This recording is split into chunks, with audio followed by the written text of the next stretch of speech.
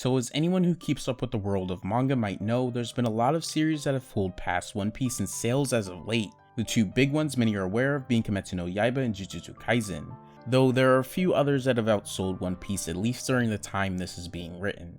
As shonen fans are typically cavemen lacking logic and reasoning, there's ways this occurrence tends to be looked at that I don't really agree with, either believing One Piece is on a decline, or in some way downplaying the phenomenal job these newer manga authors are managing to do in favor of propping up One Piece, which are two extremes that are incredibly misguided.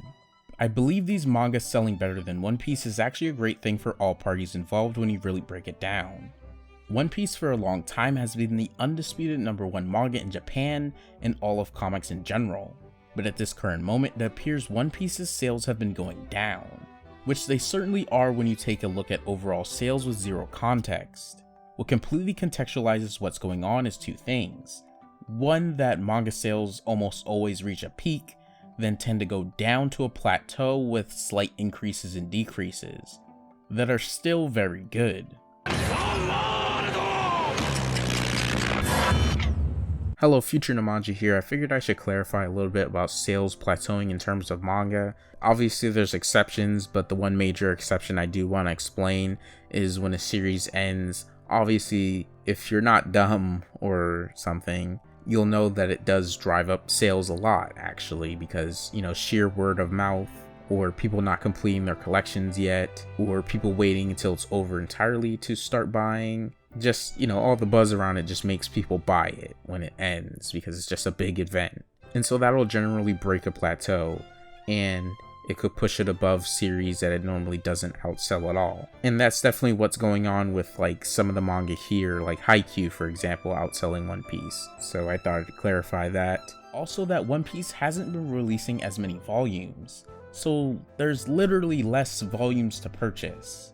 Therefore, all of these big manga releasing more volumes or having just ended, along with being shorter and more compact to just buy every volume at once, has a better shot at overtaking it in an overall sense. Though if you look at per volume sales, you'll see many of these manga single volumes can't stand up to One Piece. So not only will One Piece make more than most of them in the long run with its stronger volume sales, but One Piece isn't in a way worse position than it used to be.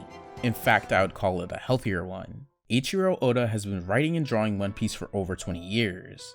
As most are coming to know, being a manga author can be a nightmare with how overworked they are with little rest.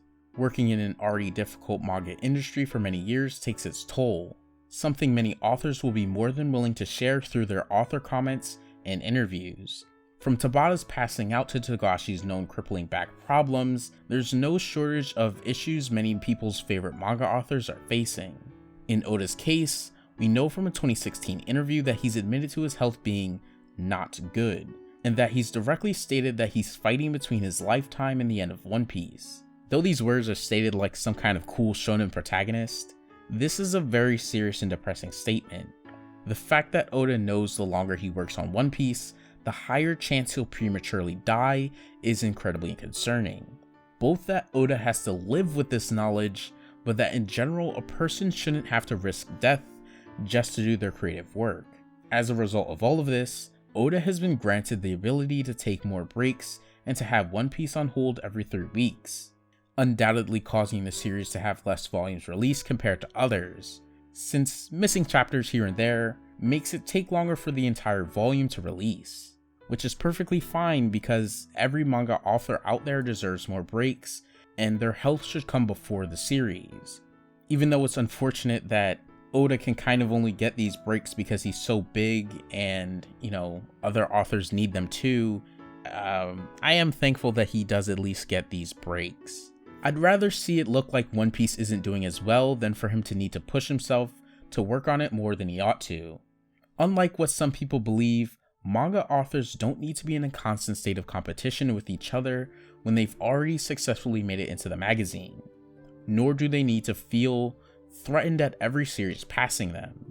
In fact, it's great that Shueisha is in the position it is now, as many have known One Piece for a very long time has been a pillar of Jump magazine, and though other series directly referred to as pillars by staff, such as Naruto or Bleach, have existed, as well as others if we go older than the era of the big three, Jump by many people has been looked at with at least a little concern for when One Piece ends, and takes with it the era that defined what current Jump looks like, leaving the new generation of Jump manga alone to fend for themselves.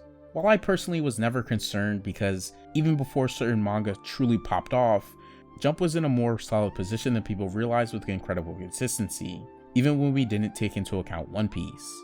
Now thanks to the likes of Chainsaw Man, Jujutsu Kaisen, and Kimetsu No Yaiba, any concern should be entirely gone, especially if we take into account Jump series like Mashle or Undead Unluck, having a lot of growth potential when they get an anime adaptation.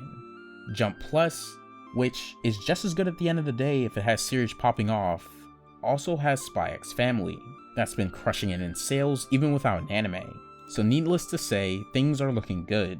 It's amazing how a lot of new authors are getting spotlight. Oda with One Piece has a bit less on his shoulders if lots of other series could support the magazine so well, and when you really think about it, this is inevitable. A manga over 20 years old in the making isn't going to stay on top forever if the industry continues getting bigger with many newer fans, who will understandably look at series that started closer to when they got into the medium. In an ever-expanding industry, it'd be concerning if its previous peaks didn't start to be overcome at some point. Just as Jump manga says the new generation should surpass the old, it's great to see something like Kimetsu, for example, have such a major success. Kimetsu isn't just the biggest manga property at the moment, it's the biggest media property in Japan right now. Though I personally don't like it as much as One Piece, and I've had a few shitty takes about it in the past, from talking to people who like it more than I, and are frankly more smart about it than I used to be, its appeal is quite obvious.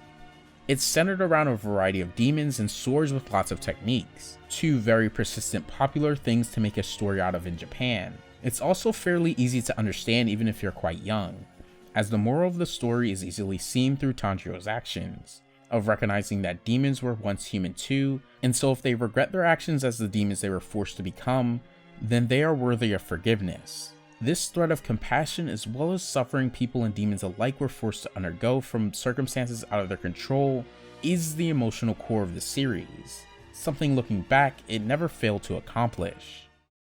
I've even heard it compared to Dragon Ball, and the more I thought about it, that makes sense? Though they aren't similar in terms of what they're about, the sudden way of taking up the manga industry by storm, the ability to take an already popular story topic, Dragon Ball with martial arts, Kimetsu with swords and demons, still becoming a classic in those types of stories so quickly, the simpler, compact presentation, and just being a good entry manga that kids would have no difficulty with at all is very similar.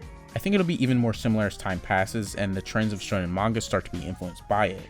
Just as Dragon Ball initiated a martial arts craze back in the day, that other series purposely used to become popular while putting their own twist on it. As a fan of Jump, it's cool to see history happening before my eyes, and the prosperity of a magazine that's made a few good changes over time that have worked out. One in particular is editors stating how they've eased up on letting manga authors end when they want to, ever since Assassination Classroom changed their attitude regarding manga ending, as its ability to become a classic in Japan was in large part from ending when it was ready to. So Jump seeks to let more manga become classics, since it can be best for the series if it ends when appropriate. So Kimetsu no Yaiba not being particularly long, yet dominating and still having an insane backlog that'll continue for a very long time to sell, is a great thing to show this new attitude wasn't a mistake, not just for the success. More than anything, for authors to have freedom with when to end their series, and the health of manga authors being less bad if their series cannot be so long if they so choose. Jump and manga in general have a lot of work to do. More people should be getting breaks. It shouldn't be common for authors to have like 3 hours of sleep, but the success of these new series are good in every way. So getting hung up on old ideas of a manga needing to stay on top forever, or downplaying older series for the accomplishments they will forever have done, is just cringe.